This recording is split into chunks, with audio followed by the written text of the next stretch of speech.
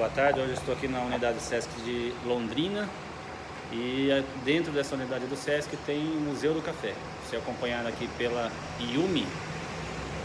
Yumi está por aqui. Bora lá, Yumi, apresentar pra gente aí as particularidades aqui do lugar. Ó, quem conhecer já deixa no comentário aí, ó. Aqui o café foi colhido e passou pelo processo de secagem. Isso. Aqui esses também já estão secos, né? Mas eles já são mais de amostra, já estão aqui faz uns meses, assim, secos, Tá. né? Bacana. Pra cá, então, é uma sala sobre as pessoas, né, que fizeram parte da história de Londrina. Então a gente tenta falar um pouquinho de como Londrina foi desenvolvida a partir das pessoas, e por isso que a gente tem dividido ali nas paredes alguns grupos étnicos, né? Então, as etnias indígenas aqui do norte do Paraná, elas são a Caigangue, Guarani e Xetá. Então, as fotografias daqui são de uma reserva indígena que fica aqui perto, né, que é o Salto da Apucaraninha, também conhecido como Asa Branca. Ah, sim. Aquela imagem da cachoeira é do Apucaraninha? Da Apucaraninha, isso. Ah, eu já vi no mapa pra lá. Olha, bonito lá, hein? É lindo. E lá tem aldeia, tem povo indígena ali? É uma reserva Caigangue e Guarani, é misturado. Caigangue tem lá em Curitiba também, né? Na saída ali de Ponta Grossa, acho. Antes, tem. Não, Curitiba mesmo. Tem na saída de Curitiba. Para Mato Grosso também tem Caigangue, né? Então não é só aqui que a gente tem essa etnia, né? E eles também trabalharam com café, né? Tiveram essa mistura com outras etnias para trabalhar nas fazendas, né? Então, para cá a gente tem os migrantes e os imigrantes, né? Então o pessoal veio para Londrina a partir de São Paulo, de Minas, de alguns estados do Nordeste também, Pernambuco, Bahia, né? E aí logo em seguida a Companhia de Terras Norte do Paraná, que é aquela companhia inglesa, ela saiu loteando tudo, e aí ela foi responsável por fazer a propaganda daqui. Então começam a vir pessoas da Itália, da própria Inglaterra, japoneses. Então a gente tem um pouco de fotografias ali desse pessoal que chega de outros países. Entendi. Esse momento da história a gente está falando de que época aproximadamente? 1900, comecinho dos anos 1900? 1930, mais ou menos. Tá. Final já praticamente havia uma cultura de cana-de-açúcar no Nordeste, principalmente na região de Pernambuco. E aí Londrina estava iniciando esse destaque para como fosse uma propaganda para atrair o pessoal mesmo. Isso. Na verdade, teve aquele crash de Nova York, em 1920, né? E isso afetou as economias mais consolidadas. Então, a Bahia foi afetada, São Paulo foi afetada. E aí, esse pessoal vem tentando plantar alguma coisa aqui em Londrina, né? Certo. E aí, o café surge como uma cultura que dava certo com a nossa terra roxa. A terra é muito bonita. Vamos lá. E aqui no meio a gente tem um pouco mais, então, sobre as crianças e o papel da mulher, né? Então, as crianças têm uma concepção de infância muito diferente do que a gente tem hoje, né? Elas começavam a trabalhar lá com seus 4, 5 anos, né? Ajudando na lavoura já. Ajudando já na lavoura, limpando o tronco, fazendo mudas. Então, era um trabalho muito voltado ali pro infantil. E a gente também tem sobre os papéis da mulher, porque a gente não tinha ainda uma licença maternidade, por exemplo. Então, o relato maior que a gente tem aqui na região é de pessoas que foram criadas debaixo do pé de café, né? Que é aquilo que você leva a criança recém-nascida, né, para cuidar dela enquanto vai cuidando da terra ao mesmo tempo, né? Ah, sim, isso aí a minha mãe, na minha época de criança, eu lembro que eu também fui para as colheitas de algodão, café, e era bem comum. Passava-se ali a enxada ali no pé de café ali. E a criança fazia uma caminha ali e a criança fica por ali. Sim, sim. É um relato muito, muito comum, né? É bem comum. E é bem normal para a época, né? Sim, antes de ter CLT, antes de regularizar o trabalho, era realmente uma outra realidade. Né? Bacana. E eu estou adorando esse espaço aqui, as fotos muito, muito bacanas. Vou deixar aqui filmando aqui. E essa parte da história que vocês estão me dizendo, ela começa exatamente no ponto geográfico aqui de Londrina mesmo? A gente tem... É bem mais forte nessa região?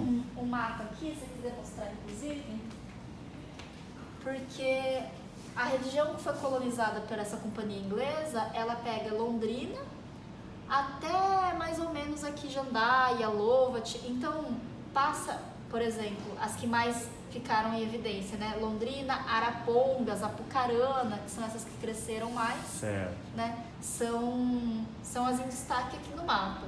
Mas na época, Londrina, ela era, na verdade, uma região metropolitana de Jataizinho.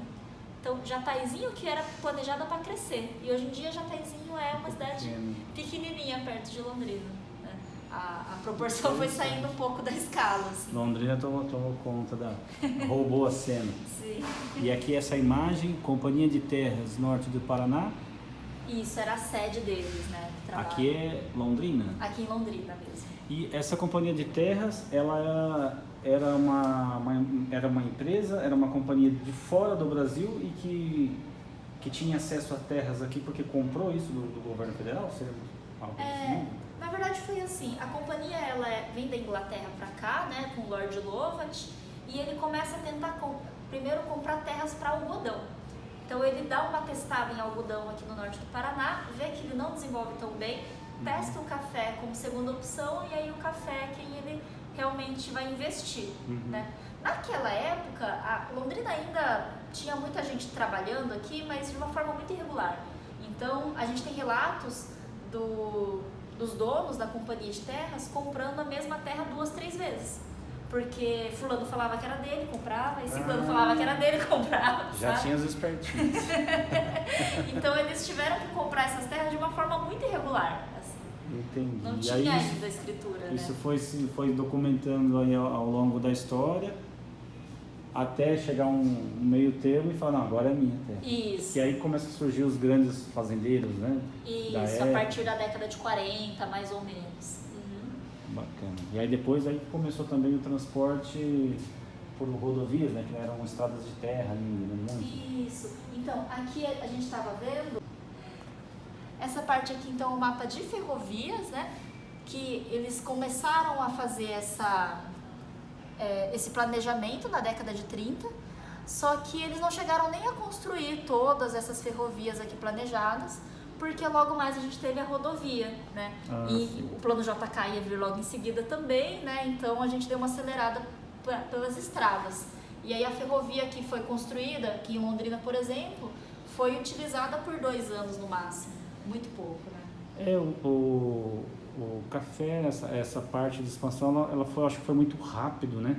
A saída de 1800 e pouco, que começou ali a expandir a parte de linhas, construção, né, de linhas férreas para ter o transporte através do trem, mas em 1930 já atingiu o auge, né? E aí, com a mudança de presidente de Getúlio Vargas, né, que tinha uma concepção bem diferente, quando chegou em 1960 praticamente já não se falava mais em trem, né? Já era só rodovia, né? Sim. E aí abriu muitas portas para as indústrias, para veículos, né, caminhões. Isso, sim. Aqui em Londrina a gente tem, por exemplo, a Aviação Garcia, que é a nossa aviação de ônibus, né? Mas que tinha uma frota também interna aqui da região metropolitana. A Aviação Garcia, ela nasce junto ou até um pouquinho antes daqui a cidade, no papel, né? Sim. A história da empresa, ela se confunde com a da cidade, né? Por conta de todo o desenvolvimento que trouxe, né? E aqui são os objetos do pessoal das aldeias. Isso, aí aqui a gente tem misturado, né? Algumas coisas são Guarani, algumas são Caigangue e algumas outras ainda são de etnias do Mato Grosso, da região do Mato Grosso do Sul. Olha, esse aqui parece uma cobra, né? Isso, é um cajado. Tem a posição de pegar na mão, bacana. Yumi, então aqui, essa parte aqui, ela vai falar de que momento da história?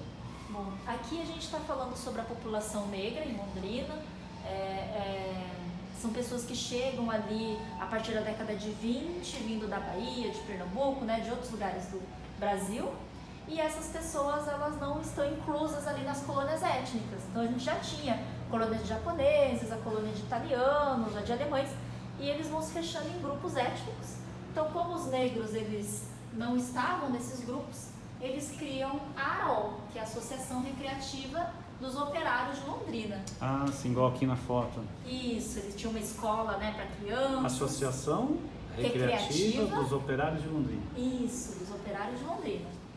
E aí, a partir dessa associação, eles mesmos criaram esse espaço próprio. Isso, era um espaço que tinha escola para crianças, a recreação, uma escola de música, né? Umas festas que ficaram bem famosas aqui, né? Aqui dá para dar uma olhada no Manuel Cipriano, que é um dos fundadores, que era advogado. Ah, já vi o nome dele já em algum lugar. Já. Ele foi super importante aqui na Muito região. Muito importante. Professor e pesquisador. Na verdade, o Alessandro Elotero é o dono dessa frase, aqui, que é quem pesquisa, né? A sim, aqui a parte está o Manuel Cipriano. Isso, e ele é o Manuel fundadores na década de 60. Isso. Ali a gente também tem o Oscar Nascimento, que também era advogado aqui no microfone, no meio.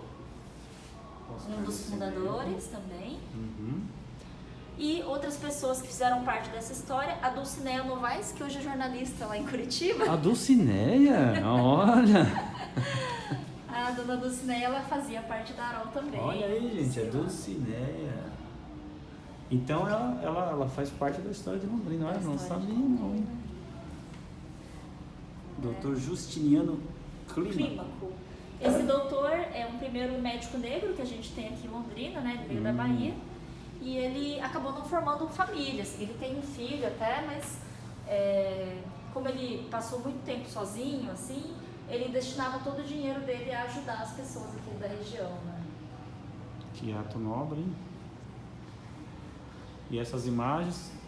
Essas aqui já são das pessoas que fizeram a propaganda para a Companhia de Terras. Então esse Hikomo Jihara, O Jihara. Isso, ele traduzia as propagandas para o japonês, né? Ali a gente tem algumas propagandas do Brugin, essas que estão escritas em italiano. Então ele escrevia à mão, né, para poder enviar para a Itália e fazer essa propaganda. Ah, para atrair o pessoal da Itália já direto para cá.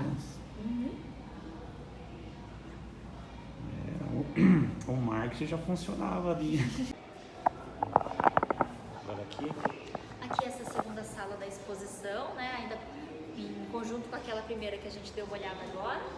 Esse primeiro painel são as pessoas que a gente entrevistou para poder fazer o museu. Ah, vou virar a imagem aqui. Esse pessoal colaborou com os relatos para produção de todo esse material. Isso. O museu ele é entendido como não só a parte escrita, mas como é que as pessoas entendem essa história de Londrina, né? Então por isso que a gente foi entrevistando muita gente. Nesse painel a gente tem engenheiros agrônomos, gente que trabalhou na terra, a gente continua trabalhando até hoje. E aqui são os objetos que a meninada brincava à época aí. Isso, então a gente tem a partir da década de 20 até mais ou menos a década de 60, 80, né? Diversos brinquedos, boneca de corda, as motocas, o bilboquê, que também é super famoso. Isso eu já brinquei.